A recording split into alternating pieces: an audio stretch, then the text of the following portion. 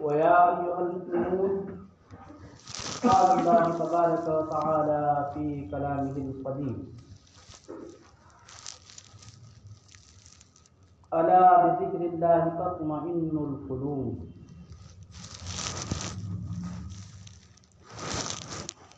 اللہ جل شانہ عظم نوالہ ارشاد فرما رہا ہے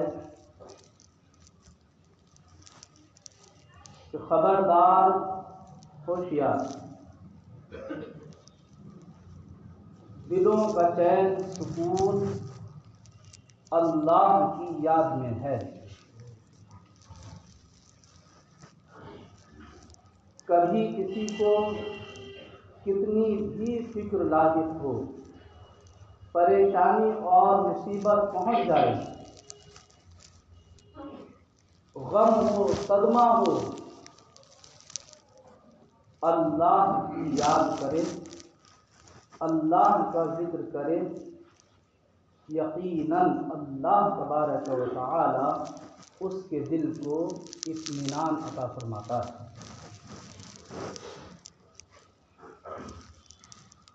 پھر کیوں نہ ہو اس کی یاد سے دلوں کو اطمینان؟ وہ ہمارا خالق ہے، ہمارا مالک ہے، ہمارا پروردگار ہے.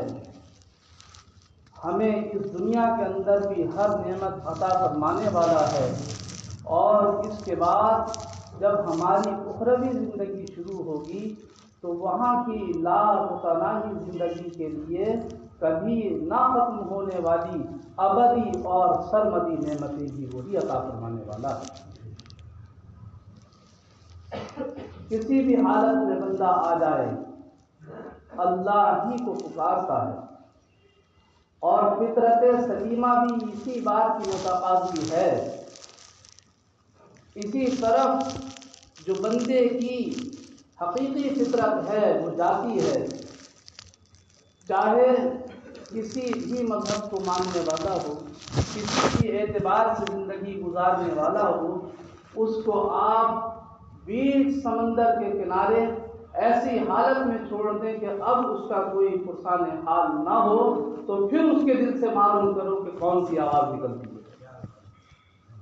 پھر نکلتی ہے آواز کہ اللہ تو ہی ہے مجھے بچانے والا.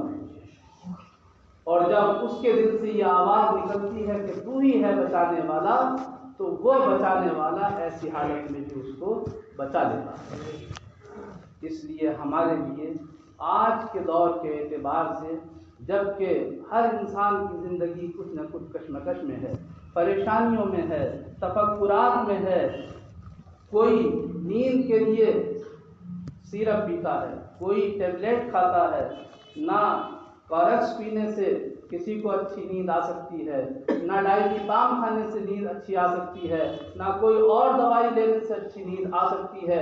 بس بے ہوش تو ہو سکتا ہے، وہ مدہوش ہو کر ایک طرف کو نشہ کرنے سے پڑا تو رہ سکتا ہے، لیکن یاد الہی اگر وہ کرنا شروع کر دے، اللہ کی یاد اگر شروع کر دے، اور اس سے جو دل کو اس کے اطمینان اور سکون ملے گا، وہ نیند جب آئے گی تو اس نیند اور اس سکون اور اس اطمینان کا مقابلہ کوئی شے دنیا کے نہیں کر سکتی، کیونکہ وہ اللہ کی طرف سے اتارا ہوا اس کے دل کے اوپر سکینہ اور اطمینان ہے.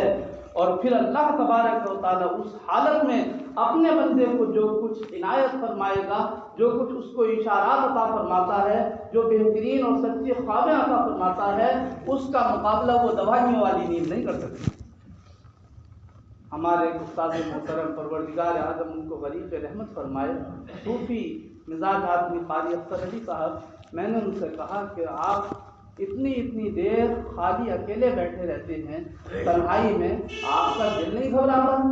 تو انہوں نے بڑا خوبصورت جواب دیا کہ ہم تنہا ہوتے ہی کب ہیں؟ جب تنہا تم ہمیں دیکھتے ہو ہم اللہ کی یاد میں ہوتے ہیں. اللہ کا ذکر کرنے والا کبھی اپنے آپ کو تنہا محسوس نہیں کرتا ہے، اور ہمیں تو مزہ تبھی آتا ہے جس وقت ہم تنہا ہوتے ہیں.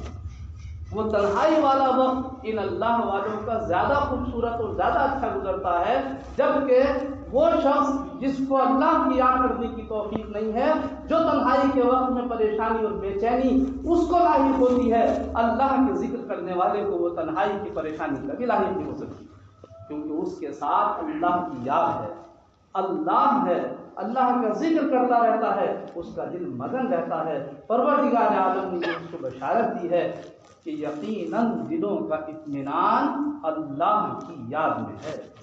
تو جب اللہ کی یاد کرتا ہے تو دل مطمئن ہو جاتا ہے۔ بہت اچھی زندگی گزارنے والے مانے جاتے ہیں وہ لوگ کہ جو مفروضہ عبادتوں کے علاوہ بھی اپنے دل سے، اپنی زبان سے اللہ کا ذکر کرتے رہتے ہیں، اللہ کے رسول صلی اللہ علیہ وسلم پر درود مبارک پڑھتے رہتے ہیں، اور رات کو بھی جب سونے کا وقت ہوتا ہے تو درود مبارک پڑھتے پڑھتے سو جاتے ہیں، اور وہ اللہ کی یاد میں پھر رات کو اس طرح سے زندگی اور رات بتاتے ہیں کہ پھر انوار و برکات ان کے دلوں کے اوپر اترتے ہیں۔ آپ سوچ رہے ہوں گے کہ ابھی اللہ کے ذکر کی بات ہو رہی تھی، اسی میں انہوں نے شامل کر دیا کہ درود مبارک بھی پڑھتے پڑھتے آپ سو جائیں۔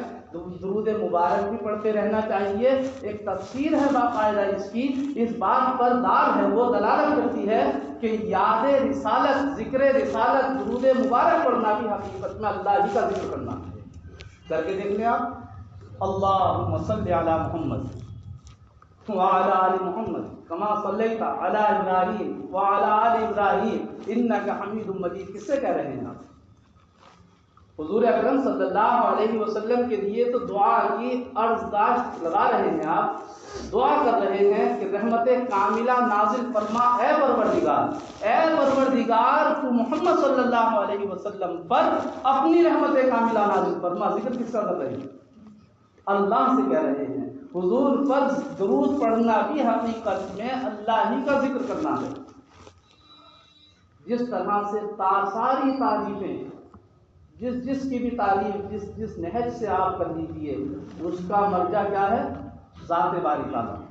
الحمدللہ رب العالمین میں ساری تعریفیں ساری کائنات کی سمٹ کر آ جاتی ہیں۔ کوئی کتنا بھی حسین ہو، خوبصورت ہو، علم والا ہو، مرتبے والا ہو، کسی بھی اعتبار سے بلند و بالا ہو، بڑا ہو، جس کی بھی آپ دنیا بھر کی تعریف کرتے جائیے، لیکن اس کو اس تعریف کے قابل بنایا کس نے؟ اللہ تبارک و تعالیٰ۔ تو تمام تعریفیں لوٹ کر جاتی ہیں ذات پروردگار کی طرف، اسی طرح سے تمام اذکار لوٹ کر جاتے ہیں اللہ تبارک و تعالیٰ کی طرف۔ کسی کا بھی ذکر کیجیے گا، اللہ ہی کا ذکر ہے وہ، اور رسول اکرم صلی اللہ علیہ وسلم کا ذکر مبارک خاص طریقے سے اللہ تبارک و تعالیٰ کا ہی ذکر مانا جاتا ہے۔ بہت ہی خوبصورت کسی نے دوسرا شعر کہا تھا، میں سو جاؤں یا مصطفیٰ کہتے کہتے، کھلے آنکھ صلی علی کہتے کہتے۔ ایسی رات اگر کوئی بتائے تو اس سے خوبصورت رات کس کی ہو سکتی ہے؟ ایسا دن کہ اللہ کی یاد سے شروع ہو اور اللہ کی یاد پر اس کا اختتام ہو، اس سے زیادہ خوبصورت دن کس کا ہو سکتا ہے؟ اور جس کے دن اور رات اتنے خوبصورت ہوں، اس سے زیادہ خوبصورت زندگی کس کی ہو سکتی ہے؟ ہمیں اور آپ کو چاہیے کہ ہم خوبصورت زندگی کو اختیار کریں، نہ کہ قبیح اور بری باتوں والی زندگی جس سے ہمارے دن اور رات خراب ہو جاتے ہیں، اس سے پرہیز کریں۔ رب کریم مجھے بھی آپ کو بھی توفیق عطا